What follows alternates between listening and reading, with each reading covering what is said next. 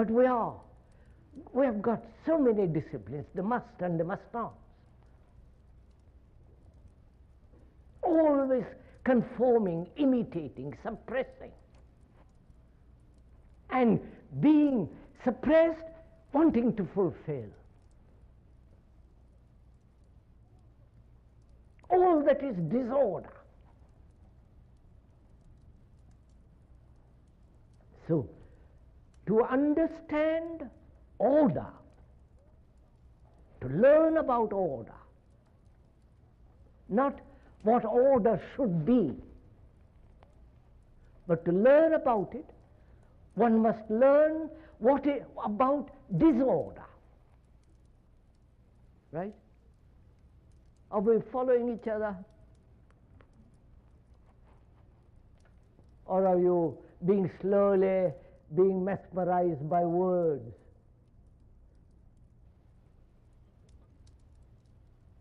Well, if you are, so happy. It's up to you. We said one must learn about disorder, which is our life, which is our mind, our heart, our very core of our being is disorder. Because if you say there is a soul, there is according to the Hindus, the Atman and so on, they are just theories. Philosophy has nothing to do with living. And we are trying to understand what living is. And we see in that living there is disorder, utter disorder. The battle, the misery, the confusion, the agony, the guilt, the fear. So one has to observe without any choice this disorder which is you, which is me. To observe it, not what you want it to be. Then you create conflict between what is and what should be. And where there is conflict, there is disorder. Please do understand this thing very simply. Once you understand this, you will find that by observing disorder in oneself, without any distortion, without wanting to bring about order out of this disorder, trying to impose what you think is order upon disorder, but observe it without any choice, without any distortion, then out of that observation comes supreme order, the highest good.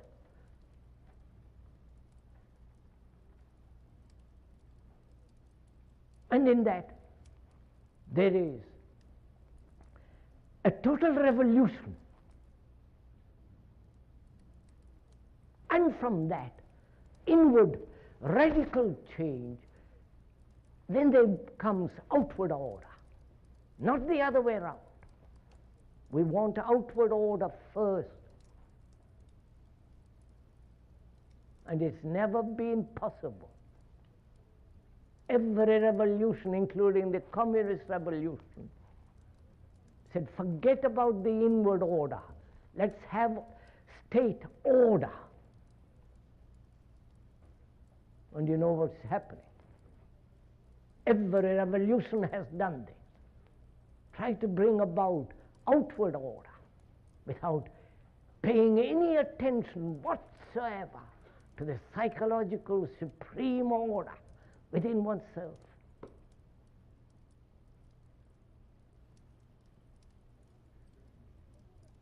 And order means also not only virtue, but love. And what is love?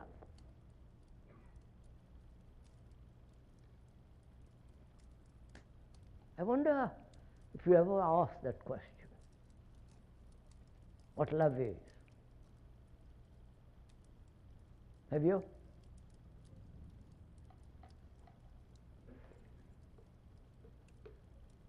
What is love? How will you find out?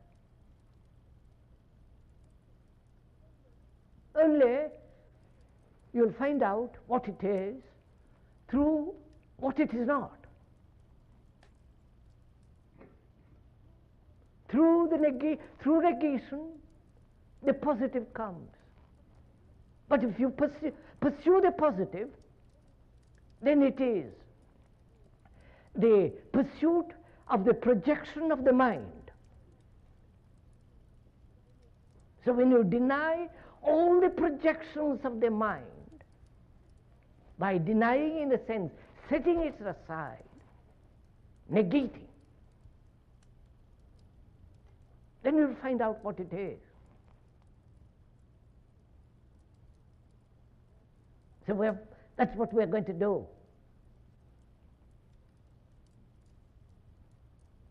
Find out what it is not, to find out what it is.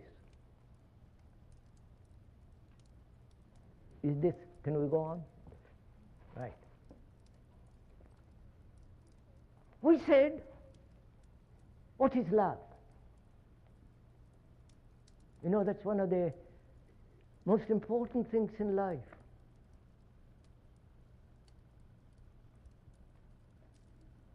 If one has love, you can do what you like. Then there is no conflict. Then there is no evil.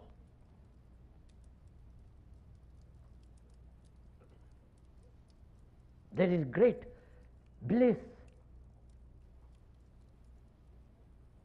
But you imagine what bliss is and pursue that. It's not love. So we're going to see what it is not, and therefore come upon what it is. Therefore, it's not a question of searching out love, nor cultivating love. How can you cultivate love?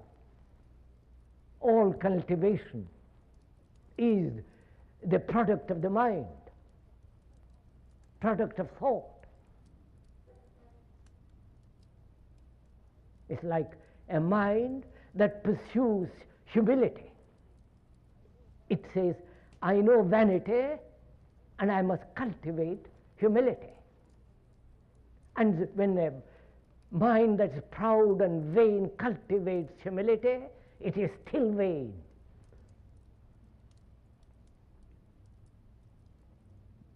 It's like those saints that are pretending to be humble because they have cultivated humility.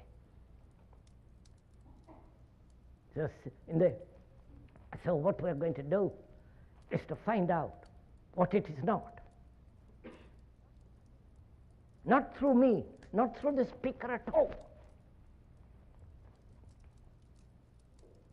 but by listening to yourself and finding out what it is not, and what, if it is not that, to wipe it away instantly. If you don't wipe it, if it doesn't disappear, then you are caught in time. You are a slave to the word and the verb to be. And therefore there is no love.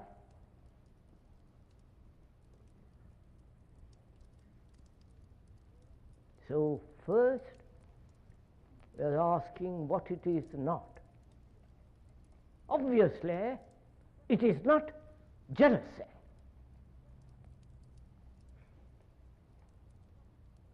It is not envy.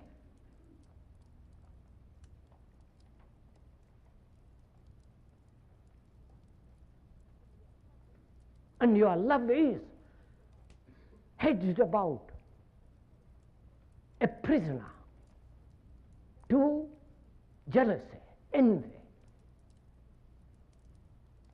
Right? And when you see that, that you are, what you call love is entangled with the ugly brutality of jealousy. See it, actually observe it. And in that observation, jealousy goes, and you will never be jealous again. Never envious.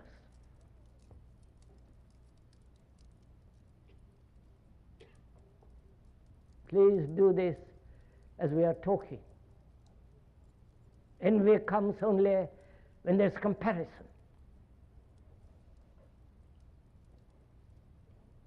And is love comparison?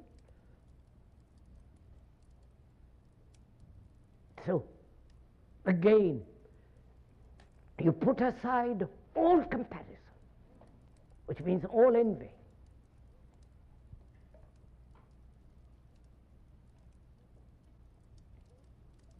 Then, is love pleasure? This is going to be a little more difficult. For most of us, love is pleasure.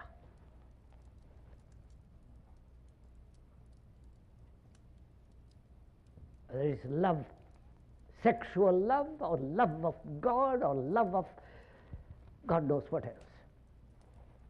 It's based on pleasure. The love of respectability is the very essence of the bourgeois mind. So, is love pleasure?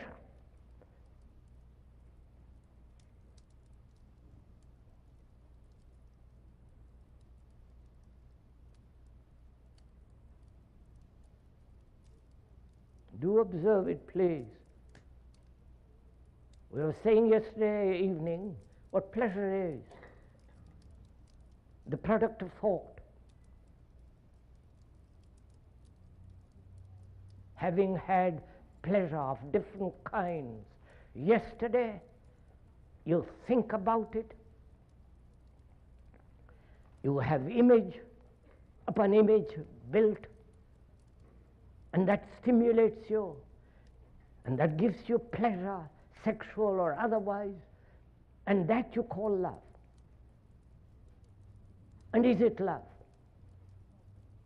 Because in pleasure there is frustration, there is pain, there is agony, there is dependency.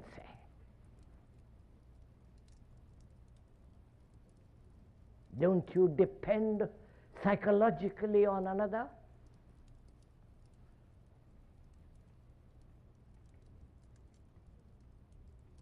And when you do, and you depend on your wife or your husband, whatever it is, and you say, I love you, is that love? And in that dependence, is there not fear? You're the product of your conditioning. You're the product of your society. You're the product of propaganda, religious and otherwise. For 2,000 years, as in India 10,000 or 5,000 years, they've been told what to believe, what to think. You repeat what others have said. All your education is that, the repetition of what you have learned from a book.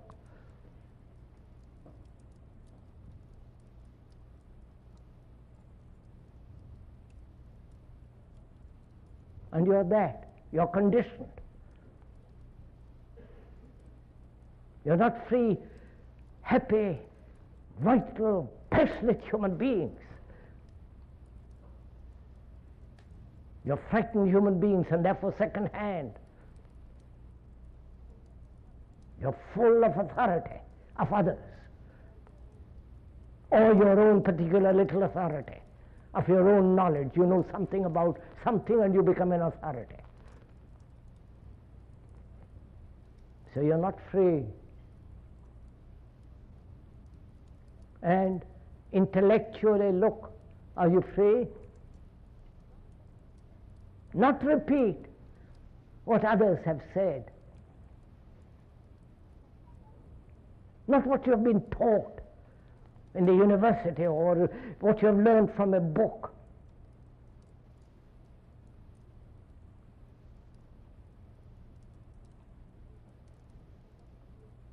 And what have you experienced? Go into it, you will see what you have experienced.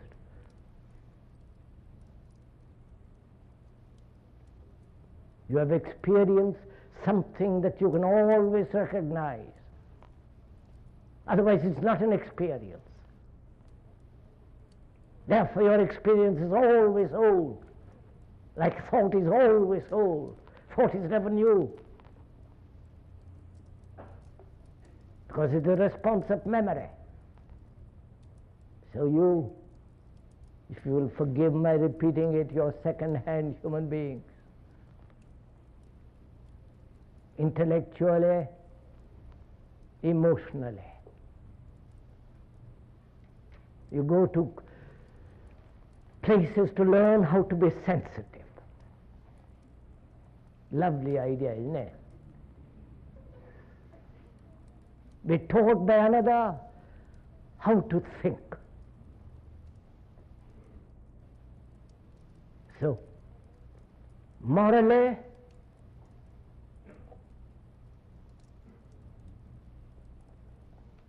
intellectually, deeply, you're not free, and therefore you're only free in your sexual expression. And that's why it has become so extraordinarily important.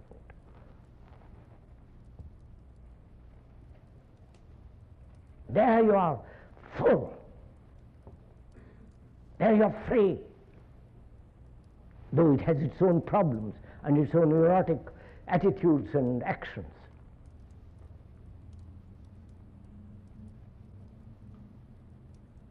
So sex becomes important when everything else becomes unimportant. When life, the whole of it, not just sex. Life includes living. Life includes what love is, what death is. The whole movement of living.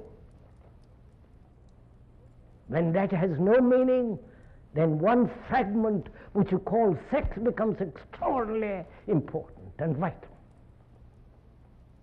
When you're not passionate about freedom inwardly, then you're lustfully passionate about sex. That's all. And with that, you associate love, pleasure.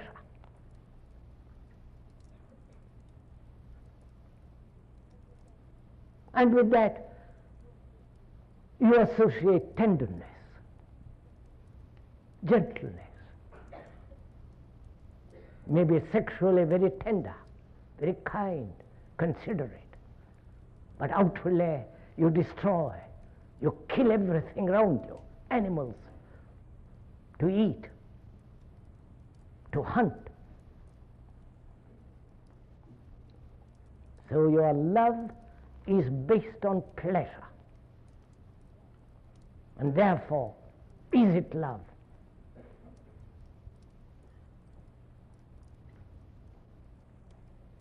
Love surely is something none of all this.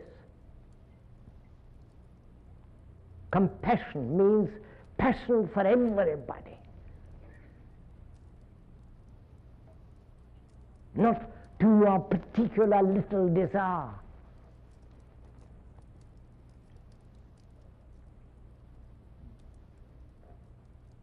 So,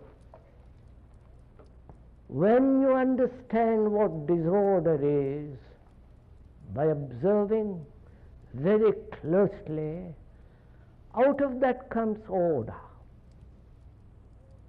And order has its own discipline, which is its own virtue. Therefore, that order is the supreme good and therefore love, which has nothing whatsoever to do with pleasure. But pleasure has pain. Love is enjoyment. Love is joy, not the puny thing that one man has made it. And to find that out, what love is, you must also understand what death is. Right? Do you really want to understand what death is? Yes? I doubt it. Very much. Because you're all so scared of death.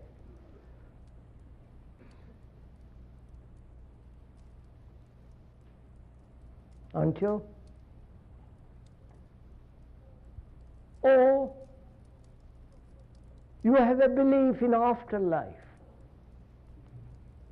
Therefore you are not frightened.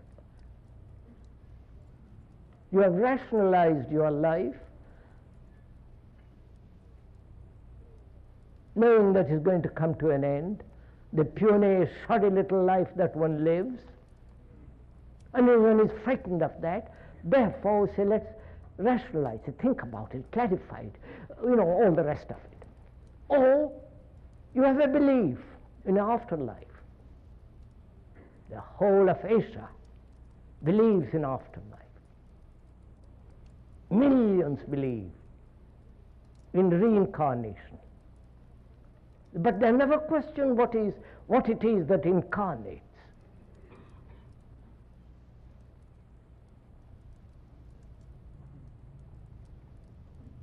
They believe that there is a permanent entity that's going to incarnate, and so on. I won't go into all that. If you believe in reincarnation, then what matters is how you live today. Right? Because you're going to pay for it next life. How you live, what you do, what you think, what your morality is. So, even though you may believe in reincarnation,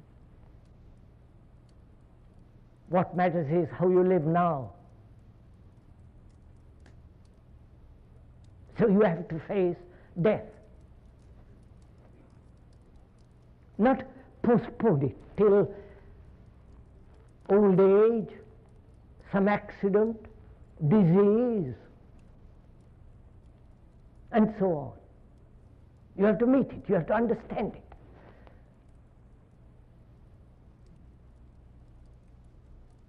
Not be afraid of it.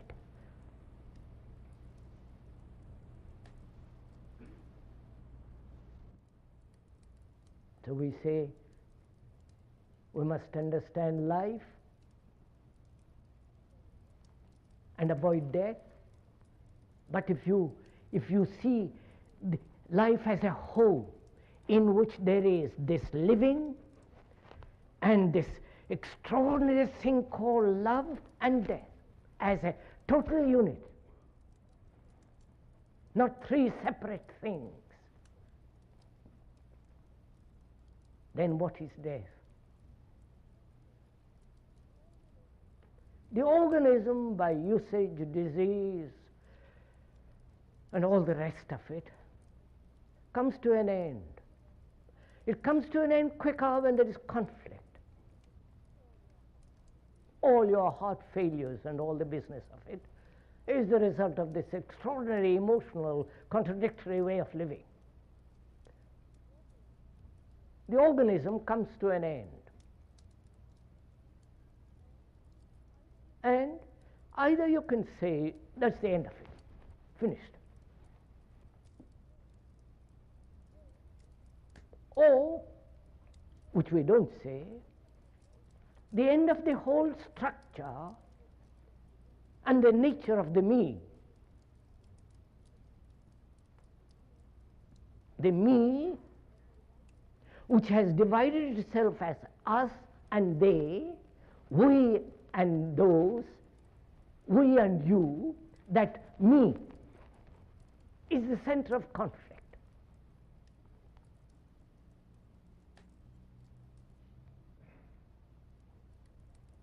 Now, can that me die?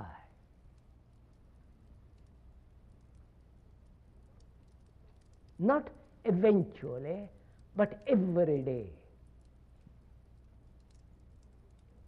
Then you will know what death is. So that the mind is always, tomorrow it is fresh because you have death to the past. Are you following all this? No, sir. Do it, not follow it. Die to your pleasure. Die to your furniture. And that's what you are, your furniture. Whether the chair or the furniture that you have accumulated in your mind, which you call knowledge. So that you die every day to everything that you have accumulated. And that's what's going to happen to you anyhow.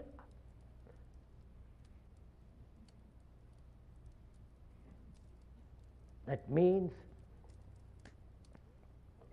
to empty the mind of everything known, which means the mind becomes utterly innocent.